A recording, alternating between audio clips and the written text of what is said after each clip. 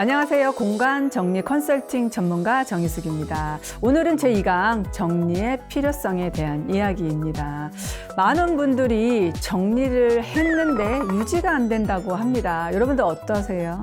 2, 3일도 못 간다는 이야기를 가장 많이 듣는데요.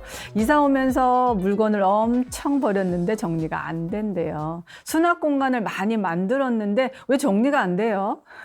넓은 데로 이사 왔는데 왜 정리가 안 돼요? 그 이유를 알게 되었습니다. 여러분들 정리를 하는 게 아니라 청소를 하고 계시는구나 라는 것을 알게 되더라고요.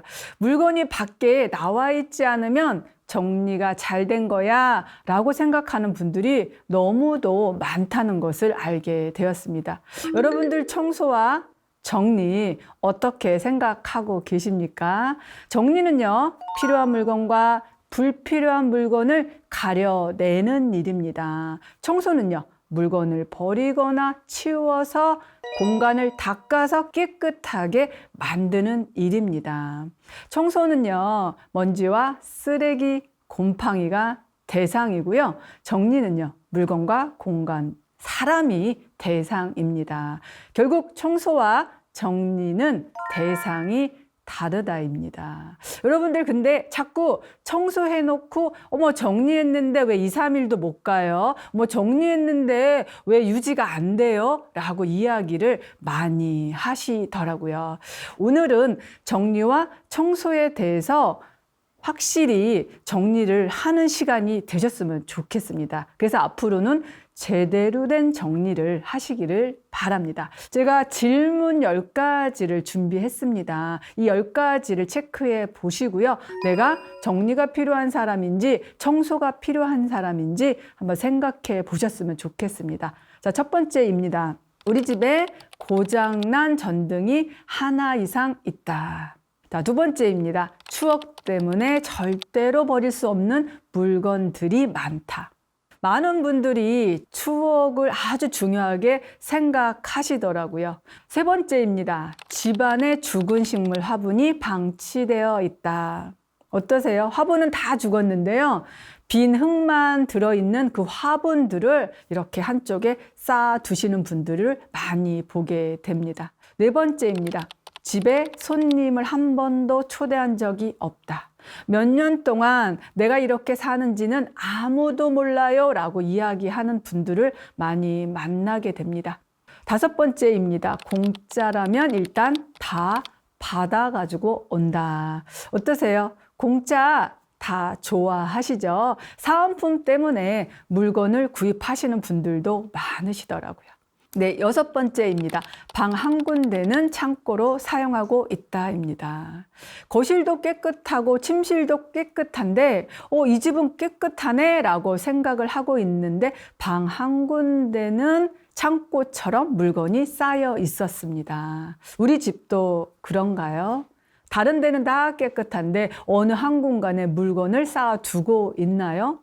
자, 일곱 번째입니다. 집안 곳곳에 동전들이 굴러다닌다. 동전통에 동전을 집어넣는 거는 굉장히 간단한데요. 동전이 이곳저곳에 굴러다니는 경우들을 많이 보게 됩니다. 자, 여덟 번째입니다. 가족들이 정리 좀 하라고 잔소리한다.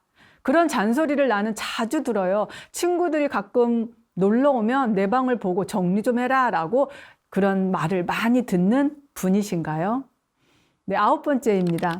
가구 배치는 이사 온 후 한 번도 바꾼 적이 없다. 이사 올 때 이사 업체에서 해준 가구 배치를 10년 동안 단 한 번도 바꾸지 않은 분들도 계시더라고요. 자, 열 번째입니다. 나는 언제든지 마음만 먹으면 정리를 할 수 있다 생각한다입니다. 어떠세요? 많은 분들이 사실 제가 정리는요 마음만 먹으면 할 수 있습니다. 그런데 10년이고 20년이고 마음을 먹지 않습니다. 체크리스트 10가지를 알려드렸습니다. 이 10가지 중에서 나는 몇 가지에 해당이 되십니까? 10가지요? 9가지요? 그렇다면 자, 이제는 정리를 해야 됩니다. 자, 여러분 정리는 왜 해야 될까요? 네, 정리를 해야 되는 이유.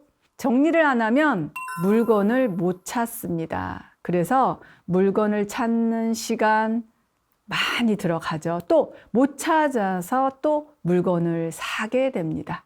시간과 돈이 낭비되죠. 물건을 쇼핑하는 시간, 검색하는 시간, 꺼내서 넣는 시간, 모두 시간과 돈이 낭비됩니다.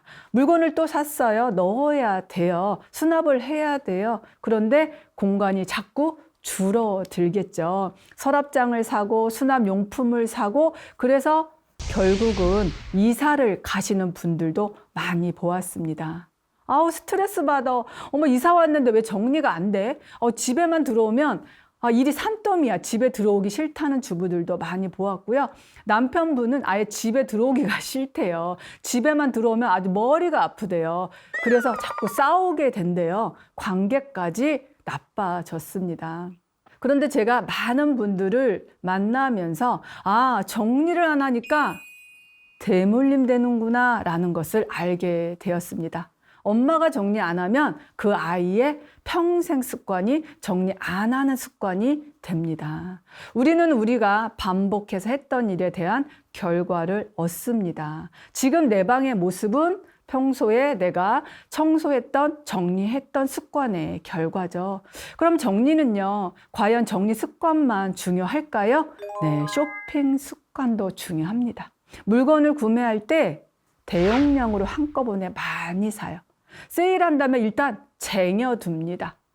충동 구매를 해요. 스트레스를 받으면 그냥 스트레스 받으면 물건을 막 사요. 마음에 드는 옷을 발견하면 색상별로 여러 개를 구매합니다. 네, 많은 분들이 정리를 잘하려고 정리 꿀팁을 많이 배우려고 합니다. 그런데 정리를 정말 잘한다 해도요, 물건을 계속 사는 습관을 바꾸지 않으면 어차피 내가 그 물건을 통제할 수가 없습니다. 그래서 정리를 해도 계속 반복됩니다. 결국은 물건을 사는 소비 습관을 바꾸지 않으면 정리해도 소용이 없다라는 것을 알게 되었습니다. 또 미루는 습관도 있습니다. 대정리를 하려고 한꺼번에 몰아서 한다고 생각하시는 분들이 많이 있으셨어요.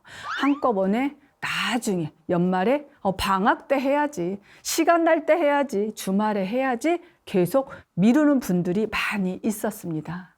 사실 대정리라는 말은 없습니다. 대청소라는 말은 있어도요, 대정리를 하려면 너무너무 힘이 듭니다. 결국 정리를 못하는 분들만 저한테 정리를 의뢰하는 경우가 있는 게 아닙니다. 정리를 잘 하시는데요. 왜 그분은 저에게 정리를 의뢰했을까요? 결국 그분은 정리를 위한 정리를 하고 계시더라고요. 물건을 계속 예쁘게 저장하기 위해서 라벨링을 하고 상자를 사고 서랍에 넣고 옷을 접습니다. 결국은 정리를 아무리 잘해도 물건의 총량 자체가 줄어들지 않는다면 절대 그분은 정리 후 유지할 수 없다는 것을 알게 되었습니다. 많은 사람들이 본인의 물건이 많은지 적은지 잘 모르는 경우가 많이 있어요. 내가 물건의 적정량을 알 수 있는 방법이 있습니다. 내가 물건이 어느 위치에 얼만큼 있는지를 아는 거죠. 그러려면 어떻게 해야 될까요? 물건의 양이 작아야 됩니다. 제가 질문을 한번 드려볼까요? 우리 집에 세탁기가 몇 개 있죠? 네, 한 대 있습니다. TV는 몇 개 있을까요? 네, 한 대 있죠. 아마 TV가 없는 줄 알고 다시 사는 분들은 아마도 없을 겁니다. 그런데 많은 분들이 운동화 몇 개 쓰세요? 제가 물어보면 대답하시는 분들을 거의 만나보지 못했습니다. 우리는 연필의 개수가 몇 개 있는지, 가위의 개수가 몇 개 있는지도 잘 모릅니다. 그래서 또 물건을 사는 거죠. 물건의 적정량이라는 것은 내가 어떤 물건이 있고 몇 개가 남았는지를 기억한다면 그게 바로 적정량입니다. 그러면 간단하게 말해서 옷방에서 옷이 벗어나지 않는다면, 그나마 옷방에 물건들이 다 들어가서 문이 닫힐 수만 있다면 그나마 저는 괜찮다고 생각합니다. 그런데 많은 분들이 물건이 다 해결되지 않기 때문에 상자에 넣어서 베란다로 가고 창고로 가고 또 다른 방으로 물건을 이동하게 됩니다. 이렇게 물건이 다른 공간으로 이동한다면 물건의 적정량에서 벗어난 겁니다. 적정량에서 벗어났다는 것은 내가 통제가 불가능하다는 거죠. 그 물건은 내 물건이 아니죠. 정리의 기술은요, 관심이 가장 중요합니다. 타고나는 거야? 재능이야? 그래서 정리 전문가가 되는 거야? 저는 모든 사람이 정리 천재가 될 필요도 없다고 생각합니다. 내가 내 물건을 통제하고 사용할 수 있다면, 내가 필요할 때 내가 쉽게 찾고 꺼낼 수 있다면 바로 그것이 정리를 잘 한다라고 생각을 합니다. 오늘 이 강에서 정리를 왜 해야 되는지를 알려드렸습니다. 이제 실천을 해야 되겠죠? 앞으로 우리 집에서는 어떤 순서와 어떤 방법으로 정리를 해야 되는지 다음 3강에서 알려드리도록 하겠습니다.